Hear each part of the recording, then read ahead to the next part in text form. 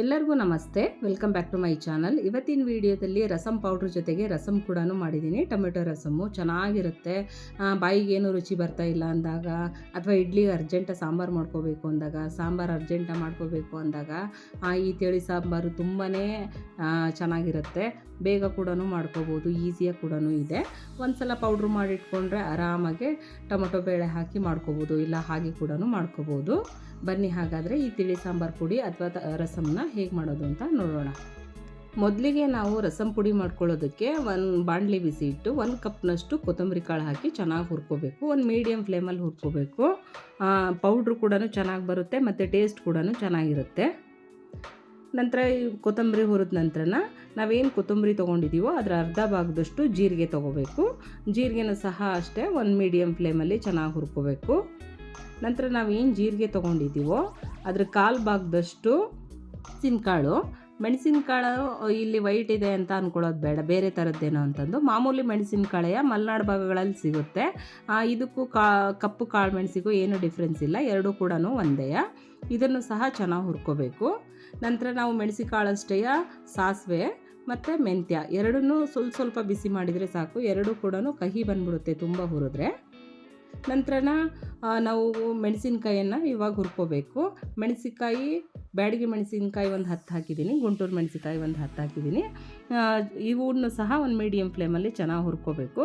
Taste, colour ಮತ್ತು ಖಾರ ಕರೆಕ್ಟಾಗುತ್ತೆ. ನಂತರ ಒಂದು 5-6 ಎಸಳಷ್ಟು ಕರಿಬೇವನ್ನ ಅದನ್ನು ಸಹ ಚೆನ್ನಾಗಿ ಹುರ್ಕೊಂಡು ಅದೇ ಬಾಣಲಿಯಲ್ಲಿ ಸ್ವಲ್ಪ ಹೊತ್ಬಿಟ್ರೆ ಕ್ರಿಸ್ಪಿನೆಸ್ ಚೆನ್ನಾಗಿ ಬರುತ್ತೆ. ನಂತರ ಹುರಿದಂತಹ ಎಲ್ಲ ಪದಾರ್ಥಗಳನ್ನು ಸಹ ಒಂದು ಮಿಕ್ಸಿ ಜಾರಿಗೆ ಹಾಕಿ, ನಂತರ ಒಂದು 1/4 ಟೇಬಲ್ ಸ್ಪೂನಷ್ಟು ಹಿಂಗೆ ಹಾಕಿದ್ದೀನಿ. ಹಿಂಗನ್ನು ಕೆಲವರು ಇಷ್ಟಪಡ್ತಾರೆ, ಕೆಲವರು ಇಷ್ಟಪಡಲ್ಲ. ಬೇಡ ಅಂದವರು ಸ್ಕಿಪ್ ಮಾಡ್ಬೋದು, ಬೇಕು ಅಂದವರು ಹಾಕ್ಕೋಬೋದು. ಇಷ್ಟನ್ನು ಹಾಕಿ ನುಣ್ಣಗೆ ಪುಡಿ ಮಾಡಿಕೊಂಡ್ರೆ ರಸಮ್ ಪುಡಿ ರೆಡಿ ಆಯಿತು. ನಂತರ ಇದೇ ರಸಮ್ ಪುಡಿ ಹಾಕಿ ರಸಮ್ನ ಮಾಡ್ತಾಯಿದ್ದೀನಿ. ರಸಮ್ ಮಾಡ್ಕೊಳ್ಳೋದಕ್ಕೆ ಒಂದು ಕುಕ್ಕರಲ್ಲಿ 1 ಕಪ್ನಷ್ಟು ತೊಗರಿಬೇಳೆ ತೊಳೆದಿಟ್ಕೊಂಡಿದ್ದೀನಿ. ನಂತರ ಅದೇ ಬೇಳೆಯಲ್ಲಿ ಒಂದು 3 ಟೊಮೆಟೊನ 2 ಭಾಗ ಮಾಡಿ ಹಾಕಿ ಮುಳುಗೋಷ್ಟು ನೀರು ಹಾಕಿ 1-2 ವಿಸಲ್ ತೊಗೊಳ್ತಾ ಇದ್ದೀನಿ. 1-2 ವಿಸಲ್ ಕೂಗಿಸ್ಕೊಂಡ್ರೆ ಸಾಕು, ಬೇಳೆ ಎಲ್ಲ ಚೆನ್ನಾಗಿ ಬೆಂದಿರುತ್ತೆ. ಇವಾಗ ಬೇಳೆ ಮತ್ತು ಟೊಮೊಟೊ ಕೂಡ ಚೆನ್ನಾಗಿ ಬೆಂದಿದೆ.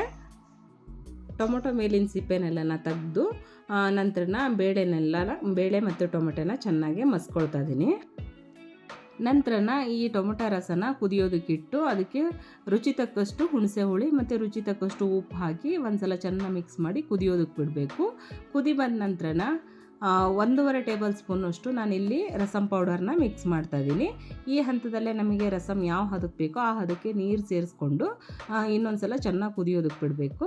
ನಂತರ ಈ ರಸಮ್ಗೆ ಒಂದು ಒಗ್ಗರಣೆ ಹಾಕಬೇಕು. ಒಗ್ಗರಣೆಗೆ ಒಂದು ಪಾತ್ರೆ ಇಟ್ಕೊಂಡು 1.5 ಟೇಬಲ್ ಸ್ಪೂನಷ್ಟು ಎಣ್ಣೆ ಹಾಕಿ, ಎಣ್ಣೆ ಕಾದ ನಂತರ ಸ್ವಲ್ಪ ಸಾಸಿವೆ, ಸ್ವಲ್ಪ ಜೀರಿಗೆ, ನಂತರ ಕುಟ್ಟಿರೋ ಅಂತಹ 4 ಎಸಳು ಬೆಳ್ಳುಳ್ಳಿ, 1 ಎಸಳಷ್ಟು ಕರಿಬೇವು, 1 ಒಣಮೆಣಸಿನ್ಕಾಯಿ ಇಷ್ಟನ್ನು ಹಾಕಿ ಚೆನ್ನಾಗಿ ಒಗ್ಗರಣೆ ಮಾಡ್ಕೋಬೇಕು.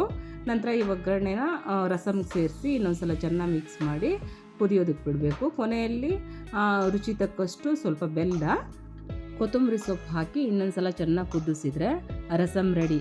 ತುಂಬಾ ಚೆನ್ನಾಗಿರುತ್ತೆ. ಇಲ್ಲಿ ನಮಗೆ ರಸಮ್ಗೆ ಹಿಂಗು ಬೇಡ ಅಂತ ಅಂದವರು ಬೆಳ್ಳುಳ್ಳಿ ಒಗ್ಗರಣೆ ಹಾಕೋಬೋದು, ಬೆಳ್ಳುಳ್ಳಿ ಬೇಡ ಅಂದವರು ಹಿಂಗಿನ ಒಗ್ಗರಣೆ ಹಾಕೋಬೋದು. ಹಿಂಗು ಮತ್ತು ಬೆಳ್ಳುಳ್ಳಿ ಎರಡೂ ಹಾಕಿದರೆ ಅಷ್ಟೊಂದು ಚೆನ್ನಾಗಿರಲ್ಲ, ಯಾವುದಾದ್ರೂ ಒಂದು ಒಗ್ಗರಣೆ ಹಾಕ್ಕೊಂಡ್ರೆ ಚೆನ್ನಾಗಿರುತ್ತೆ. ಇವಾಗ ಬಿಸಿ ಬಿಸಿಯಾದಂತಹ ತಿಳಿ ಸಾರು ರೆಡಿ. ತುಂಬಾ ಚೆನ್ನಾಗಿರುತ್ತೆ, ಒಂದು ಸಲ ಟ್ರೈ ಮಾಡಿ ನೋಡಿ. ಪುಡಿನೂ ಸಹ ಅಷ್ಟೇ ಒಂದು ಸಲ ಮಾಡಿಟ್ಕೊಂಡಿವಿ ಅಂತಂದರೆ ಸುಮಾರು ದಿನ ಬಳಸ್ಕೋಬೋದು. ರಸಮ್ಗೆ ನಾವು ಬೇಳೆ ಹಾಕಿ ಮಾಡೋಕ್ಕೆ ಇಷ್ಟ ಇಲ್ಲ ಅಂತ ಅಂದವರು ಹಾಗೆ ಬೆಳ್ಳುಳ್ಳಿ ಒಗ್ಗರಣೆ ಹಾಕ್ಕೊಂಡು 1-2 ಟೊಮೊಟೊ ಒಗ್ಗರಣೆ ಹಾಕ್ಕೊಂಡು ರಸಮ್ ಪೌಡ್ರ್ ಹಾಕಿ ಮಾಡಿದರೂ ಕೂಡ ರಸಮ್ಮ ಚೆನ್ನಾಗಿರುತ್ತೆ. ಈ ರೆಸಿಪಿ ನಿಮಗೆ ಇಷ್ಟ ಆಯಿತು ಅಂದರೆ ಒಂದು ಲೈಕ್ ಕೊಡಿ, ಶೇರ್ ಮಾಡಿ, ಕಮೆಂಟ್ ಹಾಕಿ. ವೇದಜನನಿ ಚಾನಲ್ಗೆ ಸಬ್ಸ್ಕ್ರೈಬ್ ಆಗಲಿಲ್ಲ ಅಂದರೆ ಸಬ್ಸ್ಕ್ರೈಬ್ ಆಗಿ. Thank you, bye.